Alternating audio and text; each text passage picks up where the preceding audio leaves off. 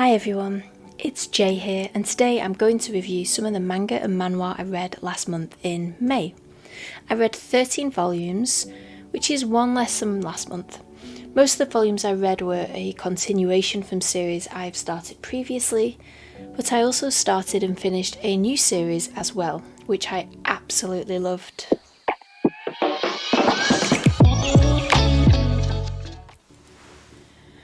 So I want to start with my most anticipated read, which was The Other World's Books Depend on the Bean Counter, Volume 4.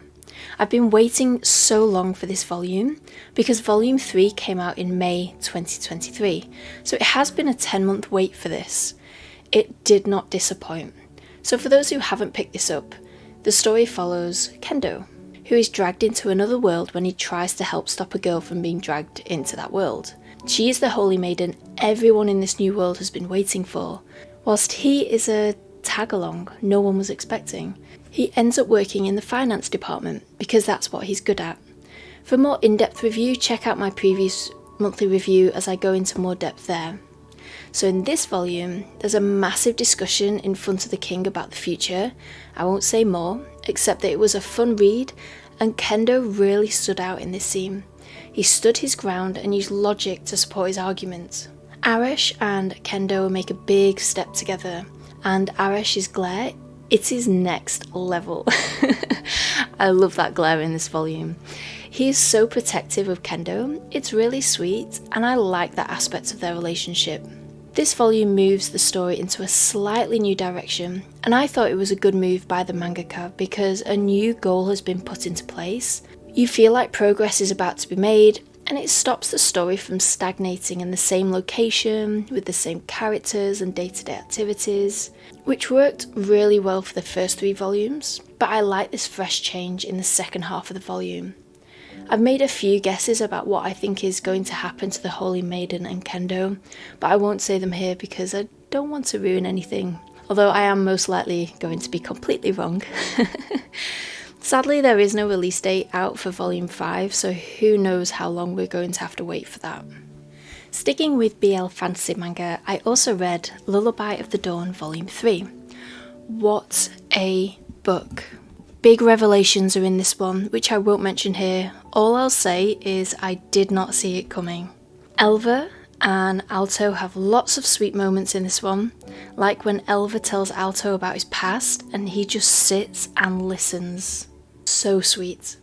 And if you like it when someone in a pair gets jealous, you're going to like this volume because it contains a jealous Elva. He has to deal with emotions he's never really had before, which makes for a bit of a sad read. Overall, I really enjoyed this volume. The tailor was hilarious.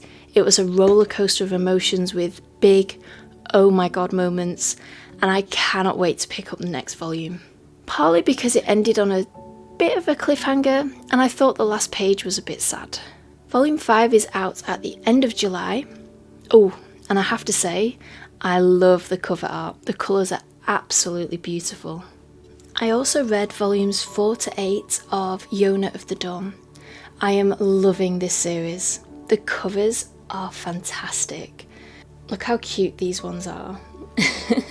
And the art all the way through this series is fantastic. I really like that shoujo art style with lots of detail.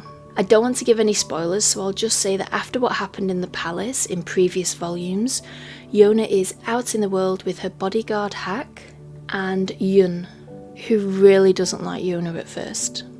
They're off on an adventure to find the 4 legendary dragons because a priest called Iksu says it is her fate. One of the great things about Yona of the Dawn is the characters. I find myself getting really attached to characters I've only met for a short period of time, like Iksu. How he meets Yun and their backstory together is heartbreaking, but their dynamic together is hilarious.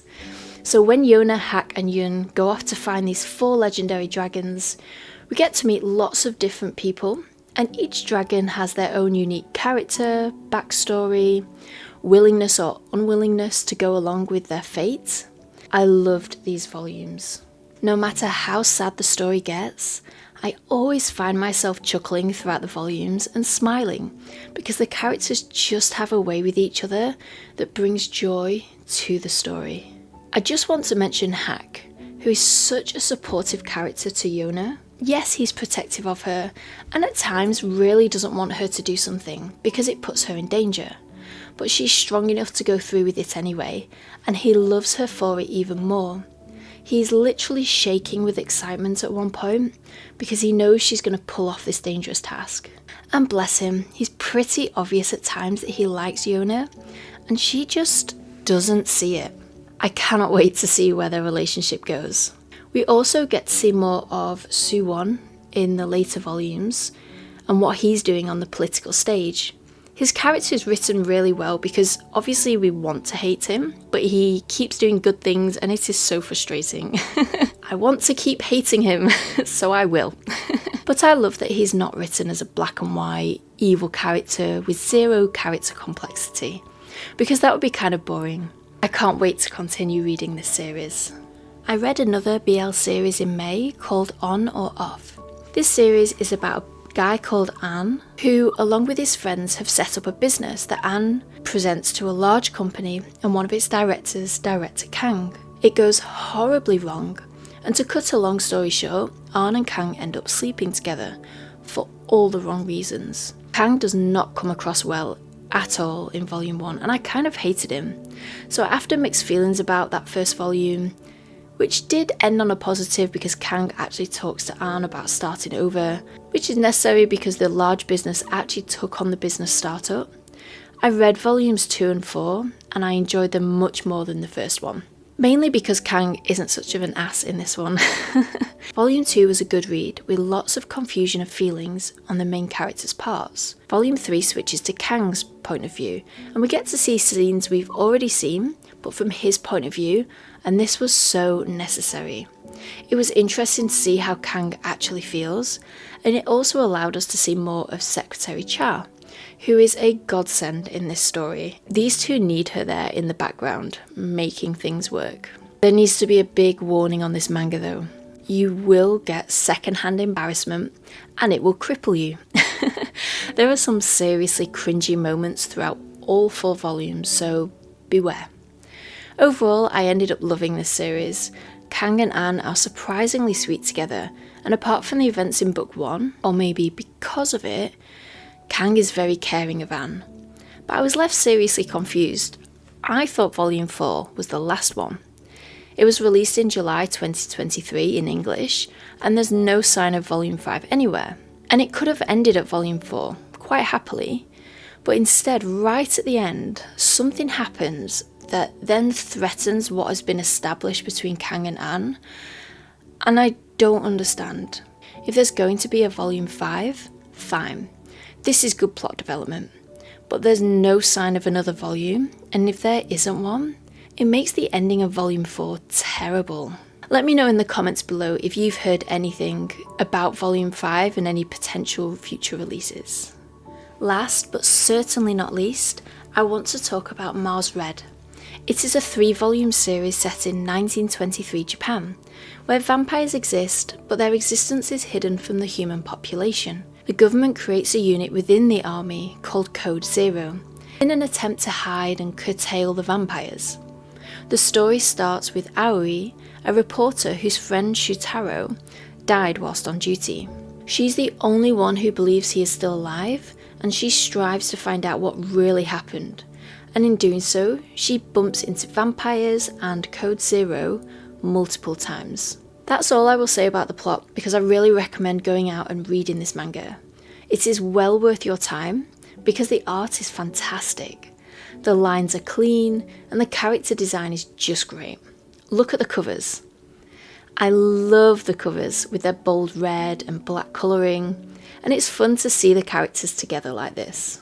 To say it was only 3 volumes long, a lot of plot, character development and emotions fit into this series, but it never felt rushed. The pacing was good, and I ended up emotionally attached to a lot of characters, whether it was because of how they interacted with others and responded to crises, or because of their backstories. I'm looking at Suwa there. Oh wow, that is how you do a backstory. The only downside to this is that it is only 3 volumes. I'm greedy, so I reckon it could have been 4 volumes and it wouldn't have been stretched thin. But it's not. I wasn't expecting this to be as good as it was, so I'm really happy I bought this series, which I actually did on a whim. If you like action, vampires, and fun characters, this series is for you. So those are all the volumes I read in May. Let me know what you read last month. Do you have any recommendations for me? Have you got any thoughts on these series? Please let me know in the comments below. Happy reading, everyone. Bye!